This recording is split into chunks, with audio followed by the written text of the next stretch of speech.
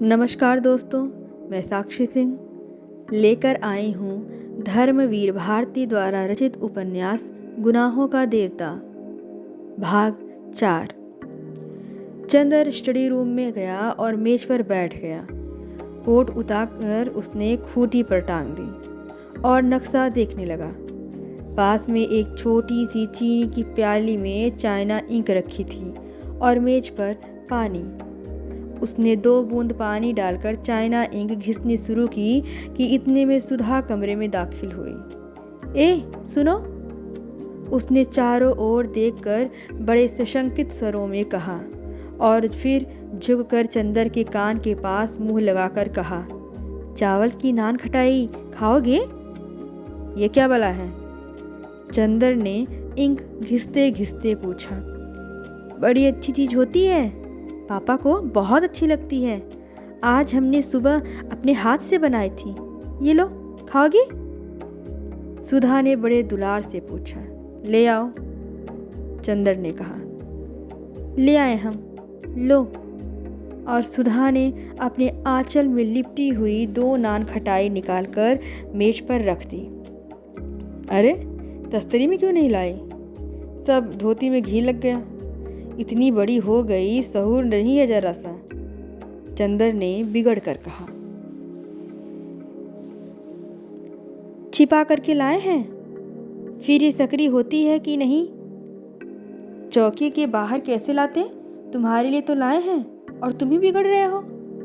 अंधे को नोन दो, अंधा कहे मेरी आंखें फोड़ी, सुधा ने मुंह बनाकर कहा। खाना है कि नहीं? हाथ में तो हमारे स्याही लगी है, चंदर बोला। हम अपने हाथ से नहीं खिलाएंगे, हमारा हाथ जूठा हो जाएगा। राम राम, पता नहीं तुम रेस्तरां में मुसलमान के हाथ का खाते होगे। थू थू, चंदर हंस पड़ा। सुधा इस बात पर और उसने पानी में हाथ डुबोकर बिना पूछे सुधा के आंचल में हाथ पोंछ लिया और बेतकल्लुफी से नान खटाई उठाकर खाने लगा। बस, अब धोती का किनारा रंग दिया और यही पहनना है हमें दिन भर, सुधा ने बिगड़ कर कहा। खुद नान खटाई छिपा कर लाई और घी लग गया तो कुछ नहीं, और हमने स्याही पोंछ दी तो मुंह बिगड़ गया, चंदर ने मैपिंग पेन में इंक लगाते हुए कहा। हाँ, अभी पापा देखें तो और बिगड़े की धोती में घी स्याही सब लगाए रहती है, तुम्हें क्या? और उसने स्याही लगा हुआ छोर कमर में कस कर खोस लिया। छी, वही घी से तर छोर कमर में खोस लिया, गंदी कहीं की, चंदर ने चार्ट की लाइनें को ठीक करते हुए कहा। गंदी है तो तुमसे मतलब? और मुंह चिढ़ाते हुए सुधा कमरे से बाहर चली गई। चंदर चुपचाप बैठा चार्ट दुरुस्त करता रहा। उत्तर प्रदेश के पूर्वी जिला बलिया, आजमगढ़, बस्ती, बनारस आदि में बच्चों की मृत्यु संख्या का ग्राफ बनाना था और एक और नक्शे पर बिंदुओं की एक सघनता से मृत्यु संख्या का निर्देश करना था। चंदर की एक आदत थी कि वह काम में लगता था तो भूत की तरह लगता था, फिर उसे दिन दुनिया किसी की खबर नहीं रहती थी। खाना पीना तन बदन किसी का होश नहीं रहता था। इसका एक कारण था, चंदर उन लड़कों में से था जिनकी जिंदगी बाहर से बहुत हल्की फुल्की होते हुए भी अंदर से बहुत गंभीर और अर्थमय होती है, जिनके सामने एक अस्पष्ट उद्देश्य, एक लक्ष्य होता है। बाहर से चाहे जैसे होने पर भी अपने आंतरिक सत्य के प्रति घोर ईमानदार, यह इन लोगों की विशेषता होती है। और सारी दुनिया के प्रति अगंभीर और उच्छृंखलन होने पर भी जो चीज़ें इनकी लक्ष्य परिधि में आ जाती हैं, उनके प्रति उनकी गंभीरता साधना और पूजा बन जाती है।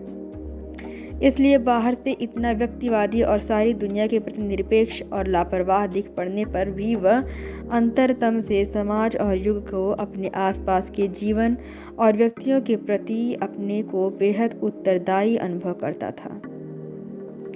वह देशभक्त भी था और शायद समाजवादी भी, पर अपने तरीके से। वह खद्दर नहीं पहनता था, कांग्रेस का सदस्य नहीं था, जेल नहीं गया था, फिर भी वह अपने देश को प्यार करता था, बेहद प्यार। उसकी देशभक्ति, उसका समाजवाद सभी उसके अध्ययन और खोज में समा गया था। वह जानता था कि समाज के सभी स्तंभों का स्थान अपना अलग अलग होता है। अगर सभी मंदिर के कंगूरे का फूल बनने की कोशिश करने लगे तो नींव की ईंट और सीढ़ी का पत्थर कौन बनेगा? और वह जानता था कि अर्थशास्त्र वह पत्थर है जिस पर समाज के सारे भवन का बोझ है।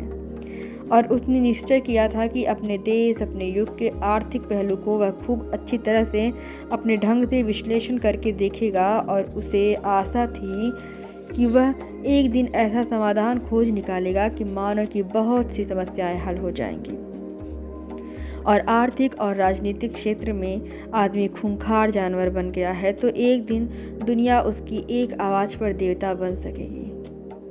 इसलिए जब वह बैठकर कानपुर की मीलों के मजदूरों के वेतन का चार्ट बनाता था या उपयुक्त साधनों के अभाव में मर जाने वाले गरीब औरतों और बच्चों का लेखा जोखा करता था तो उसके सामने अपना कैरियर, अपनी प्रतिष्ठा, अपनी डिग्री का सपना नहीं होता था। उसके मन में उस वक्त वैसा संतोष होता था जो किसी पुजारी के मन में होता है जब वह अपने देवता की अर्चना के लिए धूप, दीप, नैवेद्य सजाता है। बल्कि चंदर थोड़ा भावुक था। एक बार तो जब चंदर ने अपनी रिसर्च के सिलसिले में यह पढ़ा कि अंग्रेजों ने अपनी पूंजी लगाने और अपना व्यापार फैलाने के लिए किस तरह मुर्शिदाबाद से लेकर रोहतक तक हिंदुस्तान के गरीब से गरीब, अमीर से अमीर बसिंदे को अमानुषिकता से लूटा, तब वह फूट फूट कर रो पड़ा था। लेकिन इसके बावजूद उसने राजनीति में कभी डूबकर हिस्सा नहीं लिया, क्योंकि उसने देखा कि जो भी मित्र राजनीति में गए वे थोड़े दिन बाद बहुत प्रसिद्धि और प्रतिष्ठा पा गए, मगर आदमियत, इंसानियत खो बैठे। अपने अर्थशास्त्र के बावजूद वह यह समझता था कि आदमी की अपनी जिंदगी सिर्फ आर्थिक पहलू तक सीमित नहीं, वह यह भी समझता था कि जीवन को सुधारने के लिए सिर्फ आर्थिक ढांचा बदल देने भर की जरूरत नहीं, उसके लिए आदमी का सुधार करना जरूरी होगा, व्यक्ति का सुधार करना होगा। वरना एक भरे पूरे और वैभवशाली समाज में भी आज के से अस्वस्थ और पाशविक वृत्तियों वाले व्यक्ति रहेंगे तो दुनिया ऐसी लगेगी जैसे एक खूबसूरत सजाया महल जिसमें कीड़े और राक्षस रहते हों। वह यह भी समझता था कि वह जिस तरह की दुनिया का सपना देखता वह दुनिया आज किसी भी एक राजनीतिक क्रांति या किसी विशेष पार्टी की सहायता मात्र से नहीं बन सकती है। उसके लिए आदमी को अपने को बदलना होगा। किसी समाज को बदलने से काम नहीं चलेगा, इसलिए वह अपने व्यक्ति के संसार में निरंतर लगा रहता था और समाज के आर्थिक पहलू को समझने की कोशिश करता रहता था। यही कारण है कि अपने जीवन में आने वाले व्यक्तियों के प्रति वह बेहद ईमानदार था और अपने अध्ययन और अपने काम के प्रति वह सचेत और जागरूक रहता था। वह अच्छी तरह समझता था कि इस तरह वह दुनिया की ओर बढ़ने में थोड़ी सी मदद कर रहा है, चूँकि अपने में भी वह सत्य है कि वह चिंगारी वह इसलिए कवि या दार्शनिक न होते हुए भी इतना भावुक, इतना दृढ़, इतना चरित्र, इतना सख्त और इतना गंभीर था। और काम तो अपना वह इस तरह करता था जैसे वह किसी की एकाग्र उपासना कर रहा हो। इसलिए जब वह चार्ट के नक्शों पे कलम चला रहा था तो उसे मालूम ही नहीं हुआ कि कितनी देर से डॉक्टर शुक्ला आकर उसी के पीछे खड़े हो गए हैं। वाह, नक्शे पर तो तुम्हारा हाथ बहुत अच्छा चलता है, बहुत अच्छा। अब उसे रहने दो, लाओ देखे तुम्हारा काम कैसा चल रहा है। आज तो इतवार है ना? डॉक्टर शुक्ला की कुर्सी पर बैठकर बोले, चंदर, आजकल मैं एक किताब लिखने की सोच रहा हूँ। मैंने सोचा कि भारतवर्ष की जाति व्यवस्था का नए वैज्ञानिक ढंग से अध्ययन और विश्लेषण किया जाए। तुम इसके बारे में क्या सोचते हो? व्यर्थ है। जो व्यवस्था आज नहीं तो कल चूर चूर होने जा रही है, उसके बारे में तुम्हार बांधना और समय बर्बाद करना बेकार है। चंदर ने बहुत आत्मविश्वास से कहा। यही तो तुम लोगों में खराबी है। कुछ थोड़ी सी खराबियां जाति व्यवस्था की देख ली और फिर उसके खिलाफ हो गए। एक रिसर्च स्कॉलर का दृष्टिकोण ही दूसरा होना चाहिए। फिर हमारे भारत की प्राचीन सांस्कृतिक परंपराओं को तो बहुत ही सावधानी से समझने की आवश्यकता है। यह समझ लो कि मानव जाति दुर्बल नहीं है। अपने विकास क्रम में वह उन्हीं संस्थाओं, रीति रिवाजों, परंपराओं को रहने देती है जो उसके अस्तित्व के लिए बहुत आवश्यक होती है। अगर वे आवश्यक न हुई तो मानव उससे छुटकारा मांग लेता है। ये जाति व्यवस्था जाने कितने सालों से हिंदुस्तान में कायम है। क्या यही इस बात का प्रमाण नहीं है कि यह बहुत सख्त है, अपने में बहुत जरूरी है? अरे हिंदुस्तान की भली चलाए, चंदर बोला। हिंदुस्तान में तो गुलामी कितने दिनों से कायम है, तो क्या वह भी जरूरी है? बिल्कुल जरूरी है, डॉक्टर शुक्ला बोले। मुझे भी हिंदुस्तान पर गर्व है। मैंने कभी कांग्रेस का काम नहीं किया, लेकिन मैं इस नतीजे पर पहुंचा हूं कि जरा सी आज़ादी अगर मिलती है हिंदुस्तानियों को तो वे उसका भरपूर दुरुपयोग करने से बाज नहीं आते हैं, और कभी भी ये लोग अच्छे शासक नहीं निकले। अरे नहीं, ऐसी बात नहीं है। हिंदुस्तानियों को ऐसा बना दिया है अंग्रेजों ने, वरना हिंदुस्तान ने ही चंद्रगुप्त और अशोक पैदा किए थे। और रही जाति व्यवस्था की बात, तो मुझे स्पष्ट दिख रहा है कि जाति व्यवस्था टूट रही है, कपूर बोला। रोटी बेटी की कैद थी, रोटी की कैद तो करीब करीब टूट गई, अब बेटी की कैद भी। ब्याह शादियां भी 2-1 पीढ़ी के बाद स्वच्छंदता से होने लगेंगी। अगर ऐसा होगा तो बहुत गलत होगा, इससे जातिगत पतन होगा। ब्याह शादी को कम से कम मैं भावना की दृष्टि से नहीं देखता, यह एक सामाजिक तथ्य है और उसी दृष्टिकोण से हमें देखना चाहिए। शादी में सबसे बड़ी बात होती है सांस्कृतिक समानता, और जब अलग अलग जाति में अलग अलग रीति रिवाज हैं तो एक जाति की लड़की दूसरी जाति में जाकर कभी भी अपने को ठीक से संतुलित नहीं कर सकती। और फिर एक बनिया की व्यापारिक प्रवृत्तियों की लड़की और एक ब्राह्मण का अध्ययन वृत्ति का लड़का, इसकी संतान न इधर विकास कर सकती है न उधर। यह तो सामाजिक व्यवस्था को व्यर्थ के लिए संतुलित करना हुआ। हाँ, लेकिन विवाह को आप केवल समाज की दृष्टिकोण से क्यों देखते हैं? व्यक्ति के दृष्टिकोण से भी देखिए। अगर 2 विभिन्न जाति के लड़के लड़की अपना मानसिक संतुलन ज़्यादा अच्छा कर सकते हैं तो क्यों न विवाह की इजाज़त दे दी जाए? ओह, एक व्यक्ति के सुझाव के लिए हम समाज को क्यों नुकसान पहुंचाएं? और इसका क्या निश्चय है कि विवाह के समय यदि दोनों में मानसिक संतुलन है तो विवाह के बाद भी रहेगा? मानसिक संतुलन और प्रेम जितना अपने मन पर आधारित होता है, उतनी बाहरी परिस्थितियों पर। क्या जाने ब्याह के वक्त की परिस्थिति दोनों में मन में कितना प्रभाव पड़ती है और उसके बाद संतुलन रह पाता है या नहीं। और मैंने तो लव मैरिज को असफल होते ही देखा है। बोलो है या नहीं? डॉक्टर शुक्ला ने कहा। हाँ, प्रेम विवाह अक्सर असफल होते हैं, लेकिन संभव है वह प्रेम न होता हो। जहाँ सच्चा प्रेम होगा वहाँ कभी असफल विवाह नहीं होंगे, चंदर ने बहुत साहस करके कहा। ओह, ये सब साहित्य की बातें हैं, समाजशास्त्र की दृष्टि से या वैज्ञानिक दृष्टि से देखो। अच्छा खैर, अभी मैंने उसकी रूपरेखा बनाई है, लिखूंगा तो तुम सुनते चलना। लाओ वह निबंध दो, कहाँ है? डॉक्टर शुक्ला बोले। चंदर ने उन्हें टाइप की हुई प्रतिलिपि दे दी। उलट पुलट कर डॉक्टर शुक्ला ने देखा और कहा, ठीक है। अच्छा चंदर, अपना काम इधर ठीक ठीक कर लो, अगले इतवार को लखनऊ कॉन्फ्रेंस में चलना है। अच्छा, कार पर चलेंगे या ट्रेन पर? ट्रेन से। अच्छा, घड़ी देखते हुए उन्होंने कहा, अब जरा मैं काम से चल रहा हूँ, तुम यह चार्ट बना डालो और एक निबंध लिख डालना, पूर्वी जिलों में शिशु मृत्यु। प्रांत के स्वास्थ्य विभाग ने एक पुरस्कार घोषित किया है। डॉक्टर शुक्ला चले गए। चंदर ने फिर चार्ट हाथ में लगाया। चंदर के जाने के जरा ही देर बाद पापा आए और खाने बैठे। सुधा ने रसोई की रेशमी धोती पहनी और पापा को पंखा झलने बैठ गई। सुधा अपने पापा की सिर चढ़ी दुलारी बेटियों में से थी और इतनी बड़ी हो जाने के बाद भी वह दुलार दिखाने से बाज नहीं आती थी। फिर आज तो उसने पापा की प्रिय नान खटाई अपने हाथ से बनाई थी। आज तो उसका दुलार दिखाने का हक था और भली बुरी हर तरह की जिद को मान लेना यह पापा की मजबूरी थी। मुश्किल से डॉक्टर साहब ने अभी 2 कौर खाए होंगे कि सुधा ने कहा, नान खटाई खाओ पापा। डॉक्टर शुक्ला ने एक नान खटाई उठाई और तोड़कर खाते हुए कहा, बहुत अच्छी है। खाते खाते उन्होंने पूछा, सोमवार को कौन सा दिन है सुधा? सोमवार को कौन दिन है? सोमवार को मंडे है, सुधा ने कहकर हंस दिया। डॉक्टर शुक्ला भी अपनी भूल पर हंस पड़े। अरे देखो तो, मैं कितना भुलक्कड़ हो गया हूँ। मेरा मतलब था सोमवार को कौन सी तारीख है? 11 तारीख, सुधा बोली। क्यों? कुछ नहीं, 10 को कॉन्फ्रेंस है और 14 को तुम्हारी बुआ आ रही हैं। बुआ आ रही हैं? और विनती भी आएगी?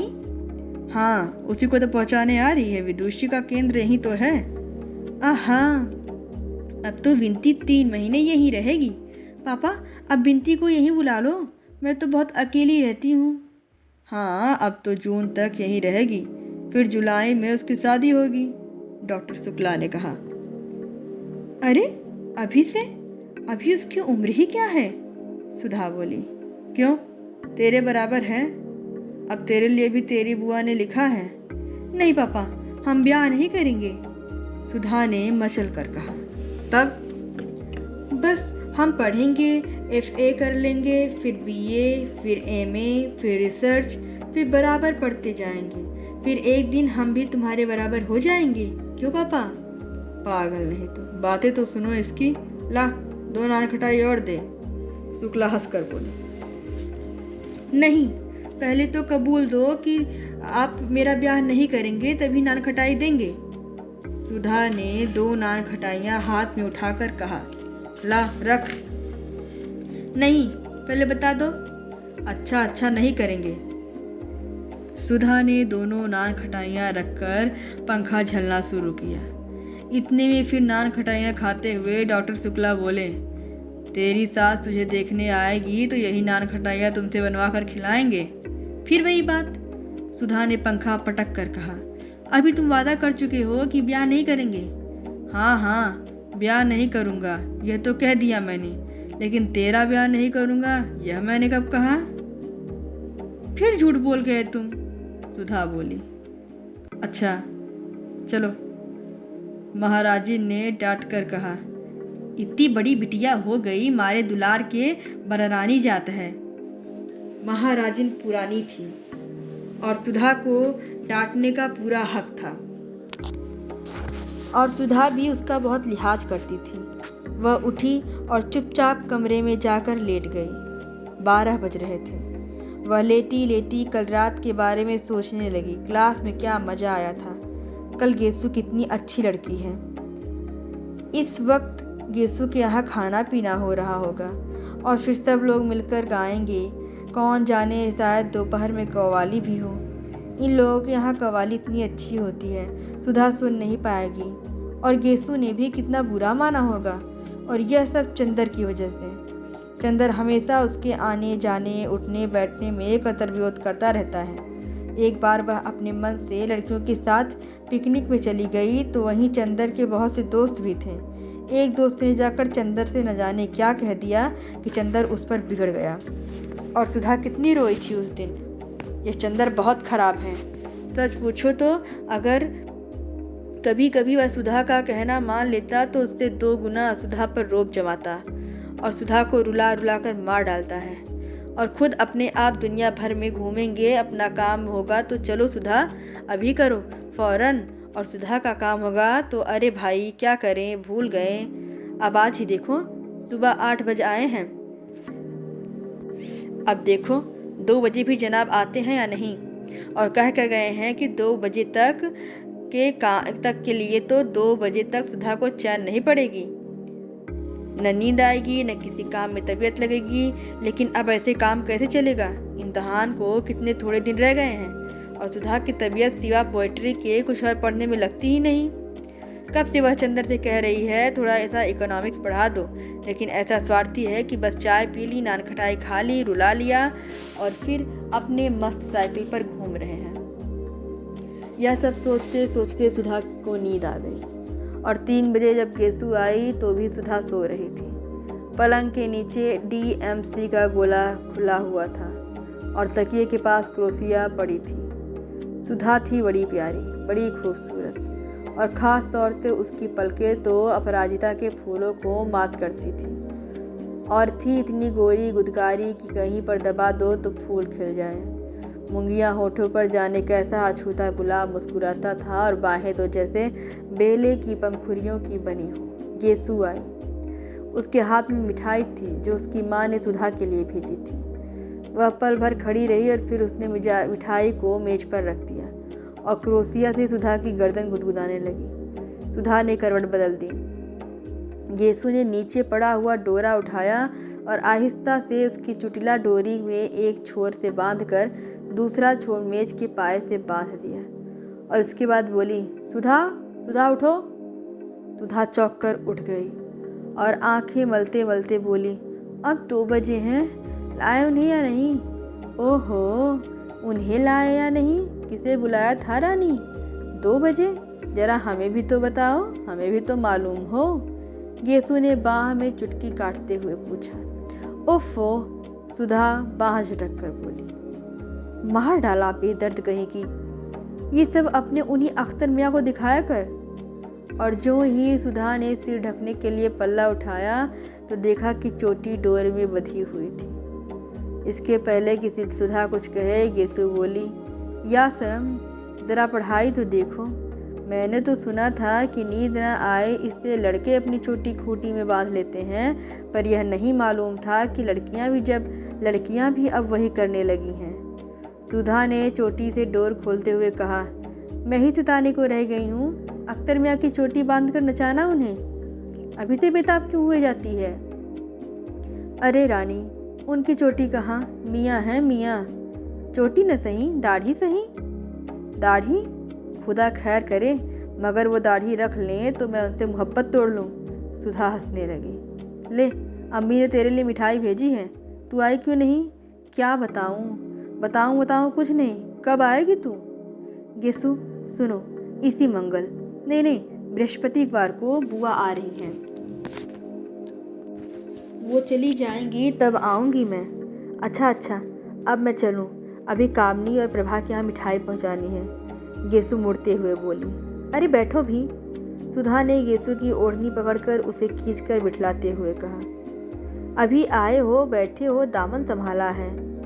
आहा, अब तो तू भी उर्दू शायरी कहने लगी, गेसु ने बैठते हुए कहा। तेरा ही मर्ज लग गया, सुधा ने हंसकर कहा। देख, कहीं और भी मर्ज न लग जाए, वरना फिर तेरे लिए भी इंतजाम करना होगा, गेसु ने पलंग पर लेटते हुए कहा। अरे, ये वो गुड़ नहीं कि चीटे खाएं। देखूंगी क्या देख रही हूँ। इधर पिछले 2 साल से कितनी बदल गई है तू। पहले कितना हंसती थी, बोलती थी, कितनी लड़ती थी, झगड़ती थी, और अब कितना बोलने पर भी गुमसुम हो गई है तू। और वैसे हमेशा हंसती रहे चाहे, लेकिन जाने किस ख्याल में डूबी रहती है तू, गेसु ने सुधा की ओर देखते हुए कहा।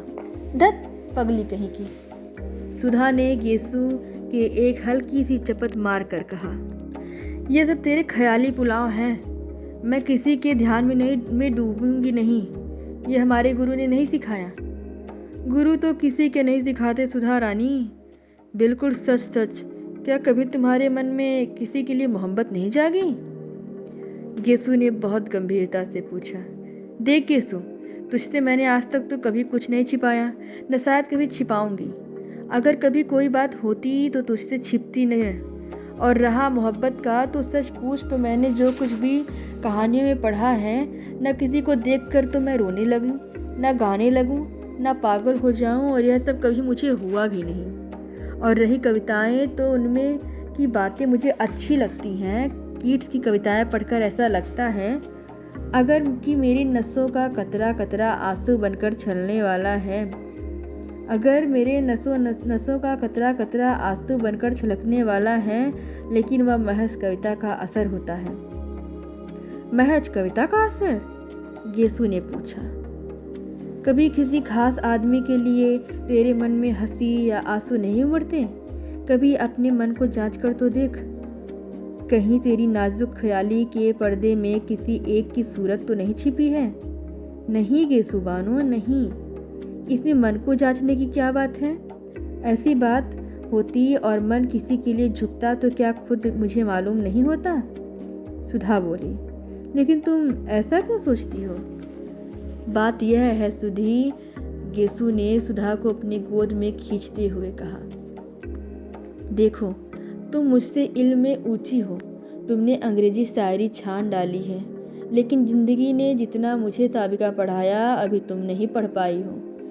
अक्सर कब, कहाँ और कैसे मन को हार बैठता है, यह खुद हमें पता नहीं पड़ता। मालूम तब होता है जब जिसके कदम पर हमने सिर रखा है वह झटके से अपने कदम घसीट ले। उस वक्त हमारी नींद टूट जाती है और तब हम जाकर देखते हैं कि अरे, हमारा सिर तो किसी के कदमों पर रखा हुआ था और उनके सहारे आराम से सोते हुए हम सपना देख रहे थे कि हमारा सिर कहीं झुका ही नहीं। और मुझे जाने तेरी आंखों में इधर क्या दिख रहा है कि मैं बेचैन हो उठी हूँ। तूने कभी कुछ नहीं कहा, लेकिन मैंने देखा कि नाजुक असआर तेरे दिल को उस जगह छू लेते हैं जिस जगह उसी को छू सकते हैं जो अपना दिल किसी के कदमों पर चढ़ा चुका हो। और मैं यह नहीं कहती कि तूने मुझसे छिपाया है, कौन जानता है तेरे दिल ने खुद तुझसे यह राज छिपा रखा हो। और सुधा के गाल थपथपाते हुए गेसु बोली, लेकिन मेरी एक बात मानेगी तू कभी इस दर्द का मोल न लेना, बहुत तकलीफ होती है। सुधा हंसने लगी। तकलीफ की क्या बात? तू तो सही है, तुझसे पूछ लूंगी इसका इलाज। मुझसे पूछकर क्या कर लेगी? दर्दे दिल क्या बांटने की चीज है, बांट ले अपने पराए दर्दे दिल।